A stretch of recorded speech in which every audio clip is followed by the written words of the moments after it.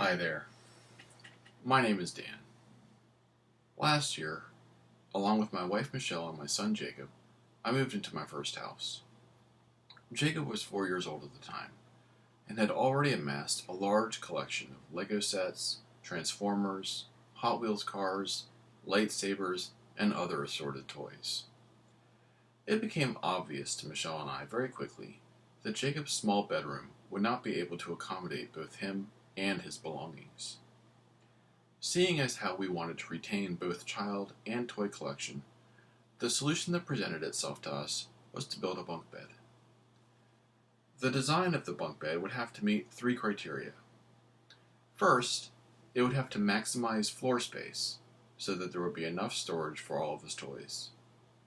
Second, it would have to meet some safety standards. And third, it would have to be totally awesome. I made a couple amateur mistakes along the way. First, I didn't document the build process very well.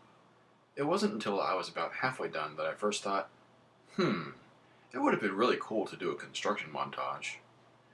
Instead, this video will rely heavily upon the Ken Burns effect. I hope it's still cool. Second, while making some initial measurements, I fell through the ceiling. Nobody was injured, which is amazing, but Jacob was traumatized for a few days. His first hysterical words were, "Dad, you're the worstest master builder ever."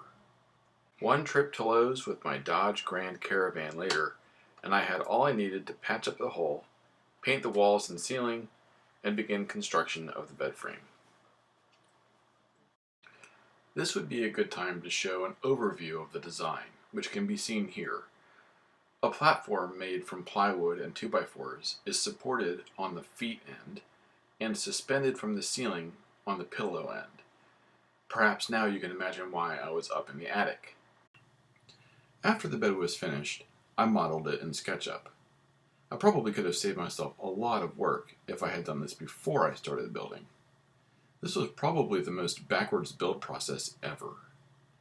Anyway, let's take a look at the SketchUp model, especially because it shows how we suspended the bed from the ceiling. Basically, the bed is suspended with galvanized steel pipes with a 1/2-inch inner diameter.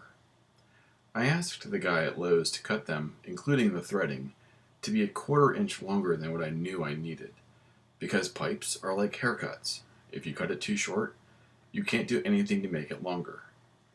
That 1/4 inch ended up being necessary, so now would be the appropriate time to applaud me for having some semblance of foresight with this project.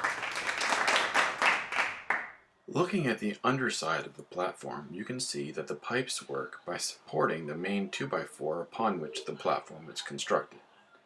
Support the 2x4 and you support the bed. This is accomplished by using floor flanges, which thread onto the pipes, along with some JB Weld epoxy on the threading. The JB Weld may not have been necessary, but using it leaves no doubt whatsoever that the connection will hold permanently. Above the ceiling, the design is the same, only upside down. Because the rafters run parallel with the bed, I had to install a pair of perpendicular 2x4s above the rafters. Using a 1-inch paddle bit, I drilled through those 2x4s and the drywall in one pass. This ensures that the pipes will hang vertically. 2 things to note here. First, I took advantage of there being a gaping hole in the ceiling to install those perpendicular 2x4s before repairing the drywall. This allowed me to drill upward into the ceiling, which made Jacob very happy. Second, hoisting the bed up was an enormous effort, taking at least 20 minutes even with the help of 3 other guys. It required perfectly aligning the holes in the bed frame with the pipes, as well as attaching the flanges to the bottom end of the pipes while the frame was being held up. It was one of those things that was much easier to do on paper. Furthermore, the feet end of the bed also had to be supported as soon as the platform was up, which means that I had to already have the vertical support part constructed and ready to go, which I did. So let's look at that side of the bed. What I've been calling the feet side of the bed could also be called the access side. In its final form, it consists of a plywood ladder and 2 platforms. I did manage to film Jacob's maiden ascent. Ow! I didn't do it. Your stairs are done. Can I use the ladder? Sure, you can try. I hope it will work. Hello.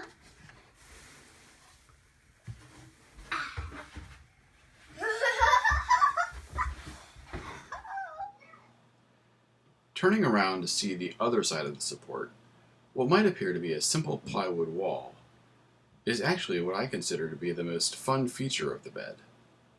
I wanted Jacob to have a desk in this room, but a traditional one wasn't feasible. So, given Jacob's love of Transformers, I built a Murphy desk into the bed. The desk is kept upright with magnets, and it can't fall forward too fast thanks to a counterweight I made using a pulley and a spring.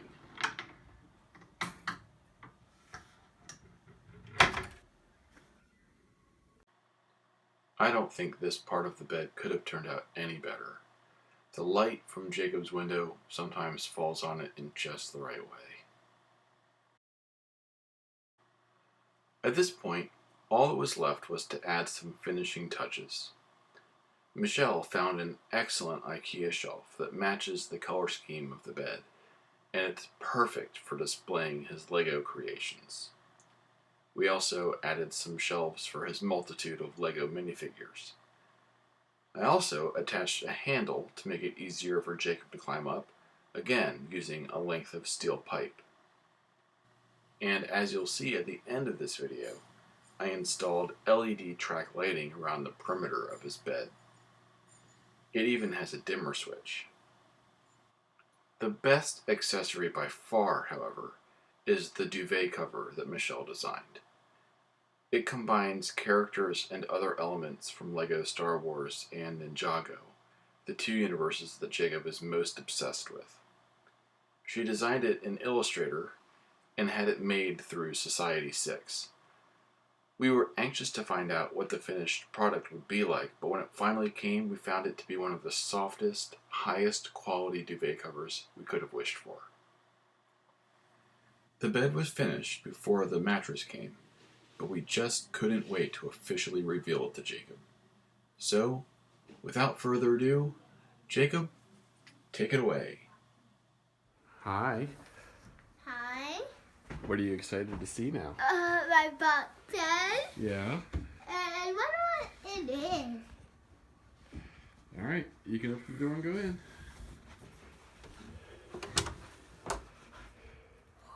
It's finished? Yeah. Can I go up it? Sure. Yay! My bunk bed. You're so pretty.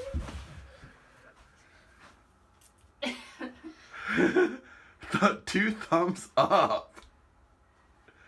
My bunk bed's finished. Woo! Oh, it looks so nice. This was an enormous project. There were times when it seemed it would never be finished. But when it was done, we ended up with much more than an awesome bunk bed. We got one happy kiddo who no longer thinks his dad is the worstest master builder ever.